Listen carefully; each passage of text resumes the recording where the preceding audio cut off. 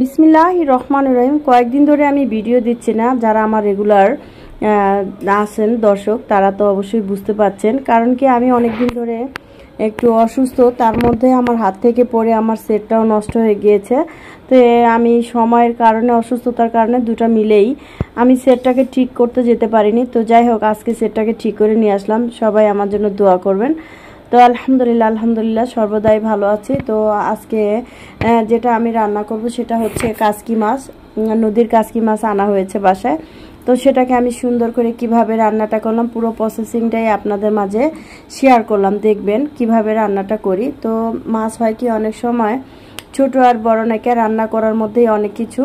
তো রান্নাটা যদি আপনি সুন্দর করে করতে পারেন অবশ্যই খেয়ে সবাই আপনার প্রশংসা করবে। অনেক ময় মশলা দিয়ে হলেও খাবার অনেকে টেস্ট করে রান্না করতে পারে না, আর অনেকে অল্প মশলা হলেও দেখা যায় যে অনেক সুস্বাদু করে রান্না করে দেয়। তো যাই হোক, এক একজনের হাতের এক এক রকমের রান্না জোশ। আমি বলছি না যে আমারটাই ভালো, আমারটাই সেরা। তো আপনারা অবশ্যই বাসায় এভাবে আমার মতো করে সাধারণভাবে অল্প মশলা দিয়ে চেষ্টা করবেন কিভাবে আমি গুঁড়া মাছটা রান্না করলাম। আপনারা হয়তো এক একজন এক একভাবে খান, আমি তো আর জানি না। তো আমি আমার মতো করে করলাম আর এটাই আপনাদের মাঝে শেয়ার করলাম। তো প্রথমত আমি পেঁয়াজ, রসুন, কাঁচামরিচ এগুলো সব কিছু করে নিয়েছি, গরম তেলের মধ্যে ঢেলে দিলাম। এরপরে দিয়ে দিলাম হচ্ছে পরিমাণ মতো হলুদের গুঁড়ো আর হচ্ছে জিরার গুঁড়ো।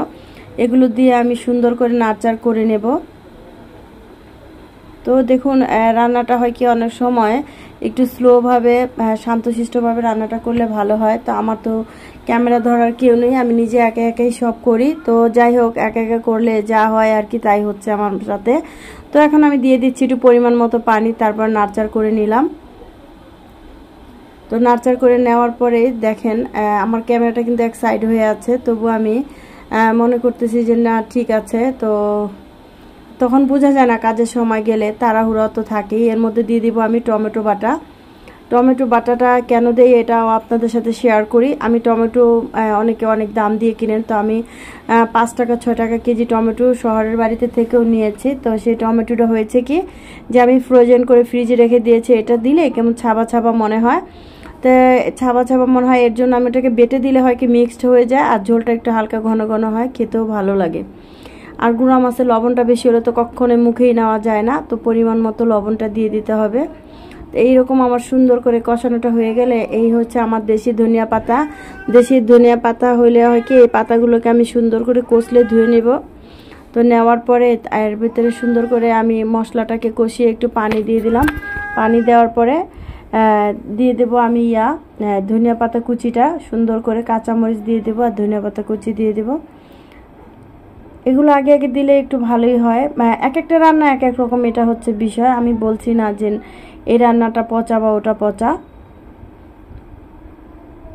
এইভাবে পানিটা বলক চলে আসলে, এই বলক চলে আসা পানির মধ্যে আমি ধনিয়া পাতাগুলো ছিটিয়ে দেব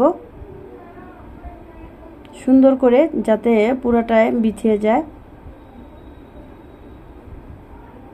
সমানভাবে। এরপর আমি মাছগুলোকে সুন্দর করে বিছিয়ে দেব। এই মাছটা খেতে যে এত টেস্ট, এত মজা, আমার কথাও মাঝে মধ্যে বেজে যায়, কি করব। তো যাই হোক, একটু ডাক্তারের শরণাপন্ন হতে হবে অবশ্যই। এইভাবে করে মাছগুলো সুন্দর করে বিছানো হয়ে গেলে আমি এটাকে ঢেকে দিব 15 থেকে 20 মিনিটের জন্য।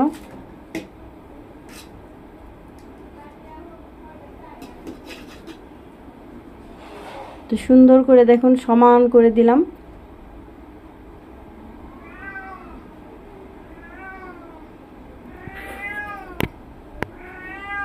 এখন এই মাছগুলো বলক চলে আসছে। এরপরে এর উপরে দিয়ে দিব কাঁচামরিচ ফালি করে নিয়েছে, সেই ফালি করে নেওয়া কাঁচামরিচগুলো।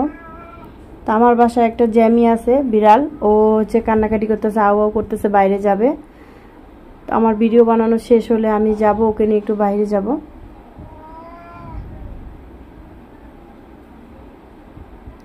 এই তো ঢেকে দিলাম, ফিরে আসবো 20 মিনিট পরে।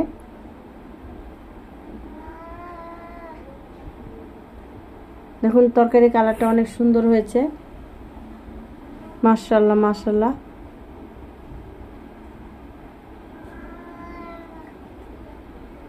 মানে মোবাইলটা এবারের ক্যামেরাটা হয়েছে কি একটু সাইড করে ধরা হয়ে গিয়েছে। তো তাড়াহুড়ো করে সব সময় কাজ করি, স্থির হয়ে কাজ করতে পারি না, অনেক কাজ থাকে হাতে। কালারটাও কত সুন্দর হয়েছে। তো আমার রান্নাটা এরই মধ্যে শেষ হয়ে গিয়েছে। তা আপনারা মাঝে মধ্যে চেষ্টা করবেন এরকম গুঁড়া মাছ সুন্দর সুন্দর বাজার থেকে এনে খাওয়ার চেষ্টা করবেন। আমার তো বরাবরই ভালো লাগে ছোট মাছ, মাছ আমার বেশি পছন্দ। আর হচ্ছে ঝাল মাছ আর ঝাল দুটোই আমি খুব খাই। তো আমার ভিডিওটা যদি ভালো লেগে থাকে অবশ্যই লাইক, কমেন্ট, শেয়ার এবং ফলো দিয়ে দিবেন ফেসবুক আইডি থেকে দেখলে।